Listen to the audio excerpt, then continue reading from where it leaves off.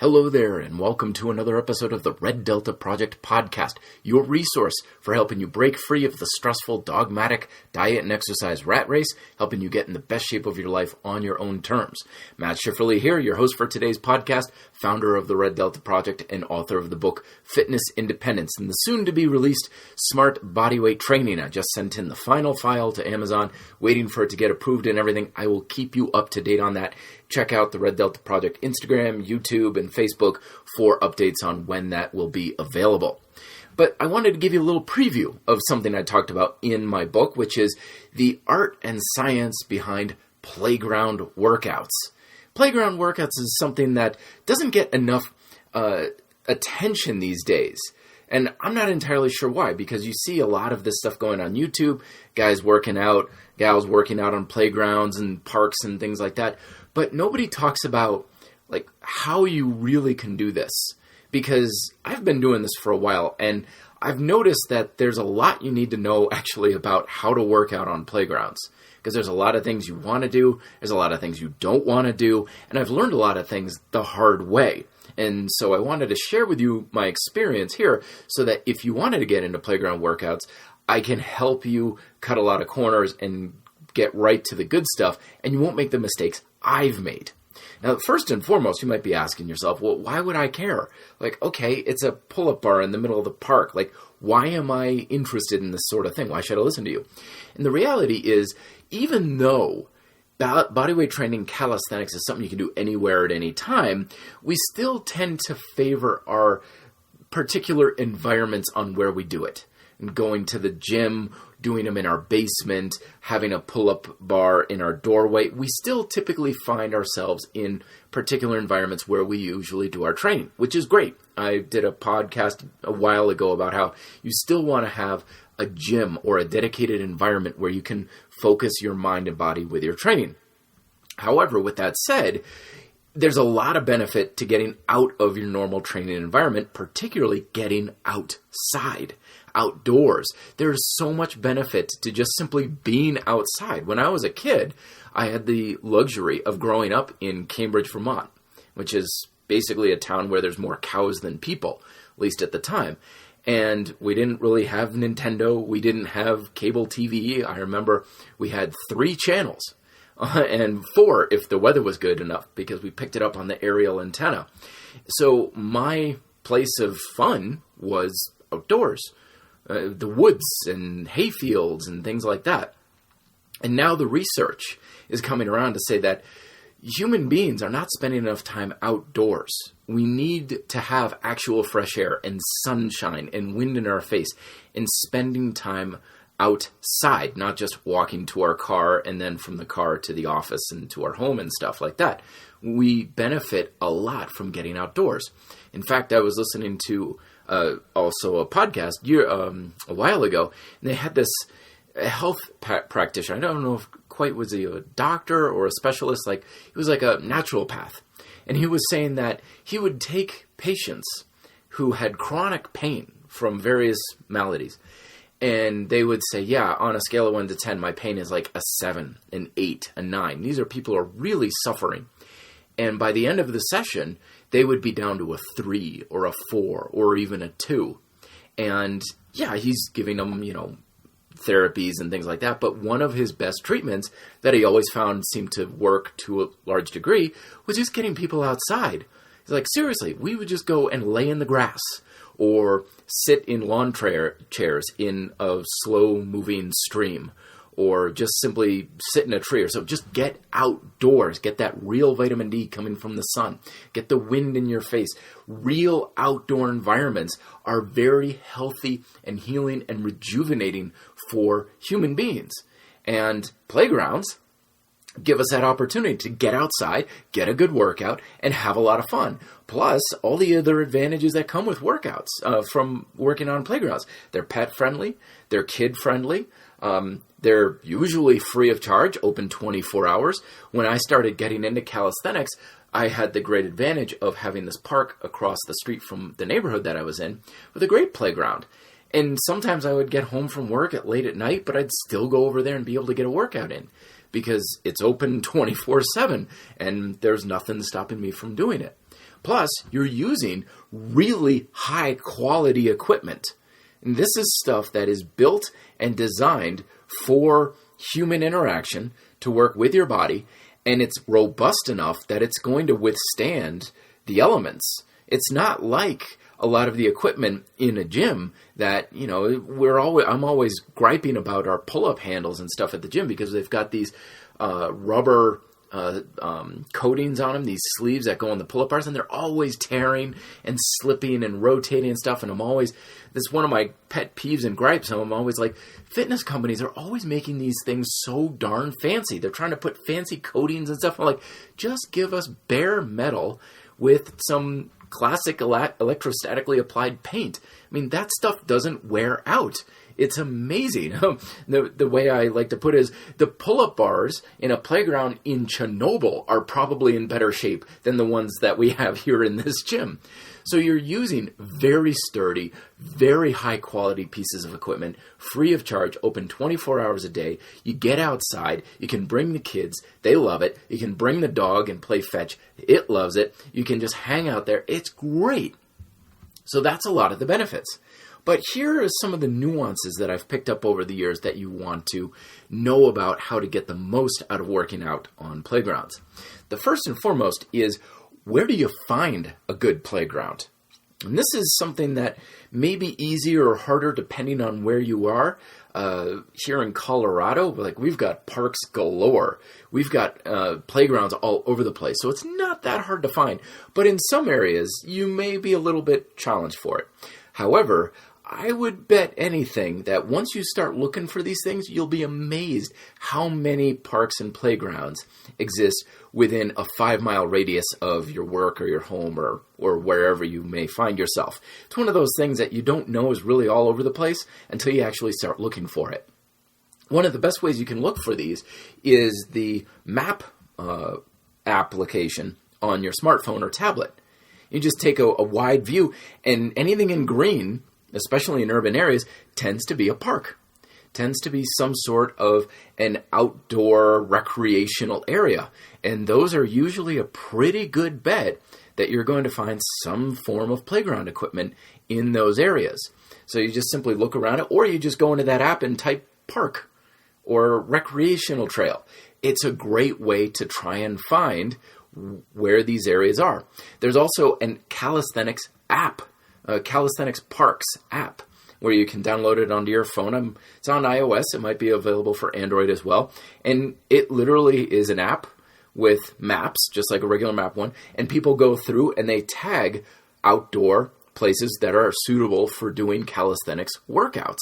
And they can leave reviews, and there's photos, and you can get directions on how to get there. It's great. It's wonderful. So that's another good way to find them. But what exactly are you looking for? Because not just any playground works. Not just any park will work. Well, obviously, you want to find some place that's got something of a metal structure.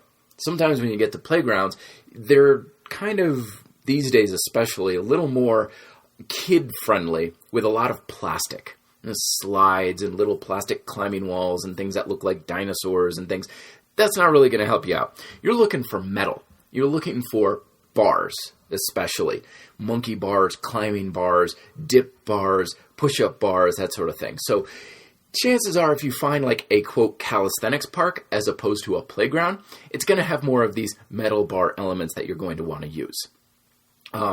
Parks are a good place to go. Playgrounds, actual playgrounds that you find in schools, this can be hit or miss because a lot of times playgrounds at schools are great. They have a lot of bars, especially these days if you go to like elementary schools. You know, you're never going to have a playground at a high school, but elementary schools will have a lot of playgrounds and you can do things on swing sets and stuff like that.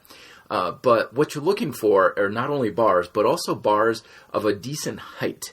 That's part of the key, because you can find sometimes monkey bars and stuff that are the height that's suitable for a child, which is like 5 feet off the ground, but that's not high enough for a typical adult to do like dead hang pull-ups from and stuff. So you want to find something with a lot of metal that's at a pretty good height to it. And schools can be hit or miss too. because you're not going to be able to really use these things during like school hours. One of the things that people voice concern over when it comes to working out on playgrounds is, well, don't people kind of look at you funny when you're working out where kids are supposed to be playing? Or is it kind of like just a sketchy thing to do? Well, at a calisthenics park, like in Thompson Square Park in New York City, no, because everybody knows that's what you're kind of there for. But yeah, it can be a little unusual when you're at a park or a playground and stuff, and people are like, this is where kids play. What are you doing here, kind of thing. But these days, people are a little more open to the idea of, well, there's a pull-up bar here. The guy wants to do pull-ups. That's what it's there for. But if you can find regular public parks or recreation trails, that's another thing that's more popular, and something that's a little bit more open to the public and not so much just playgrounds and schools, you can probably get more comfortable with people saying, okay, this is an appropriate place to be doing this. Whereas with school playgrounds and stuff, that can work, but use it well outside of school hours, like at night or during the weekend and stuff. Usually, especially schools, nobody is at a school playground during the weekend. Nobody's going to bother you. It's like a ghost town there. So that's what you're looking for. Parks, playgrounds, something with a lot of metal, a lot of bars at an appropriate height. That's what you want to find. And for a location, closer is better to where you are. Now, let's say you find a great park. It's a wonderful place. It's got everything you want. You got some dip bars and pull-up bars. Really, all you really need is just a set of pull-up bars. That's more than anything right there. Now, ideally, some space. If you can find things like hills for hill sprints or an open field for sprints, that's great to do. Another thing you want to kind of look for is any sort of surface, a hard surface that you can work off of. Usually things like push-ups, bridges, lying leg raises, things you would normally do on the floor, kind of more difficult to do it on the ground. It's dirty.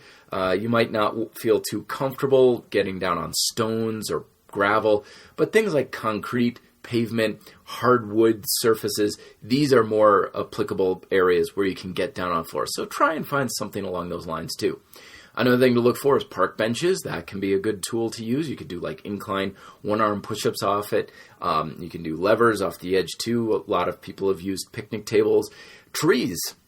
Funny enough, trees are really good because you can do things like kick up into handstands, do handstand walking around the tree. You may be able to do some sort of like pull-ups on a branch. There's a playground near where I live here. It's like there's this one branch that is like the perfect height and it's perfectly parallel to the ground. It's like nature just decided to make a pull-up bar there. It's great.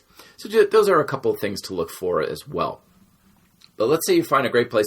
What do you bring?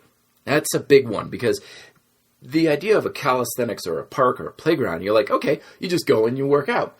Well, yeah, it furnishes a lot of stuff there. But my experience is you can go from having not such a great experience to a great experience depending on how you prepare to work out there. Because you don't have a lot of resources outdoors on parks that you usually would find at a gym. You don't find out these things until you need them. So keep these things in mind. Number one is make sure you bring water. Some parks have like water fountains and stuff, but sometimes they don't work very well or they're kind of scuzzy and sketchy. Gyms, of course, they have water fountains, but when you're outdoors, you typically don't have it. So bring water bottle like a Camelback or something like that so you have water. Also, remember, you're going outside to work out, so treat it like any other form of outdoor recreation, like you're going for a run. Bring maybe a little bit of food if you're going to be out there for a while, sunscreen, appropriate clothing, maybe a hat, sunglasses, and so on. So if you would bring it out for a hike, bring it with you to a playground for your workout.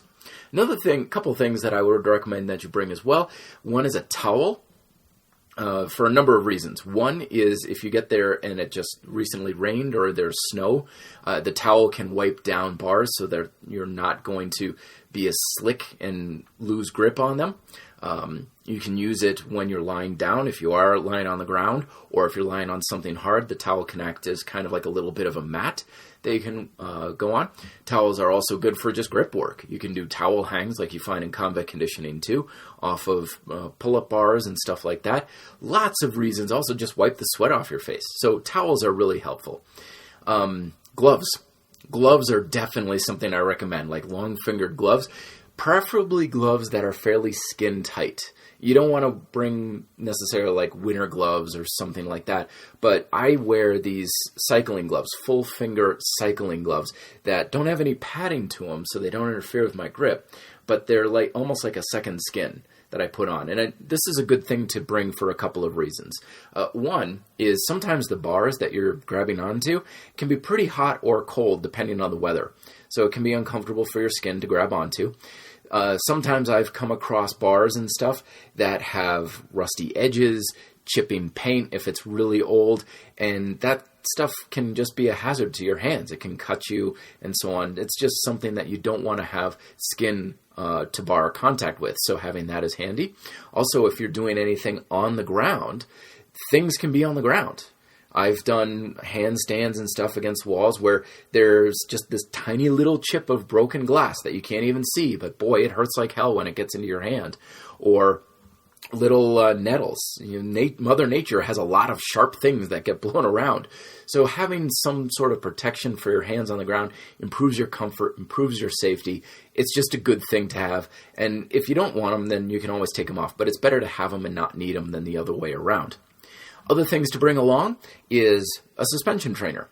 And there are lots of great things you can do in a playground, but bringing a simple suspension trainer like the monkey bars that I like to use here, or the ones that I recommend, I'm going to have them in my book where you can make your own, that will give you a lot of variety. So if you want to do bicep curls, tricep extensions, dips if you don't have dip bars, push-ups if you want to keep your hands off the ground for things like push-ups and stretch-outs and planks and all sorts of other exercises, you take the exercise variety of a playground and increase it exponentially with just a simple suspension trainer.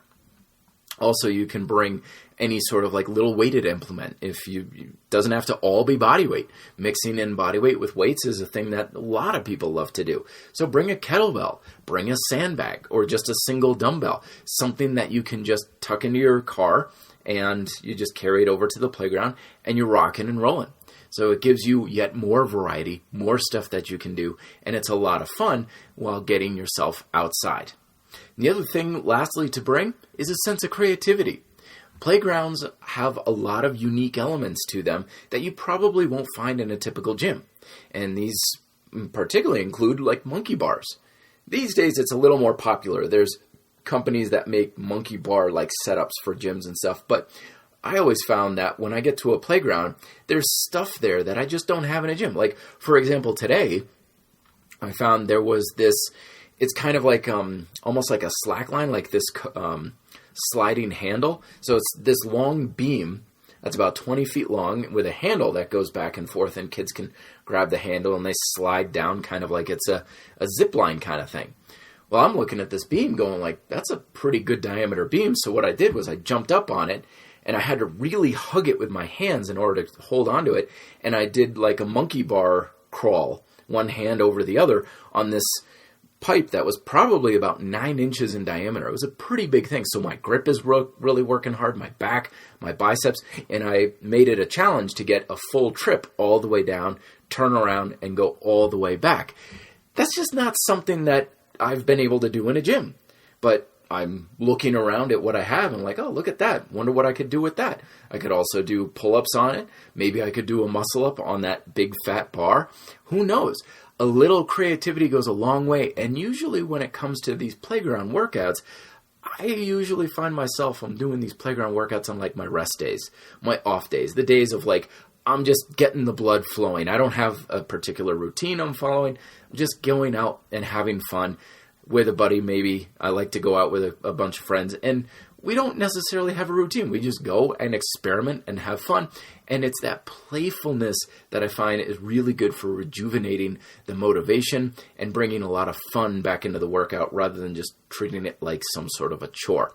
So those are my tips on body weight training in calisthenics parks, playgrounds all over the place. Let me know if you have any additional tips you'd love to share in the RDP community down in the comment section if you're listening to this on YouTube. reddeltaproject@gmail.com is where you can reach me if you have any questions. And once again, please do check out my first book, Fitness Independence, on Amazon. Kindle and paperback versions are available. By the time you listen to this, who knows? The second book, Smart Bodyweight Training, may be available as well in both Kindle and paperback versions. Once again, as always, thank you so much for the reviews on Apple Podcasts, Stitcher, Google Play. Helps me out, helps spread the word, and it helps support the Red Delta Project podcast as well. I'll talk to you guys next week. Till then, be fit, live free.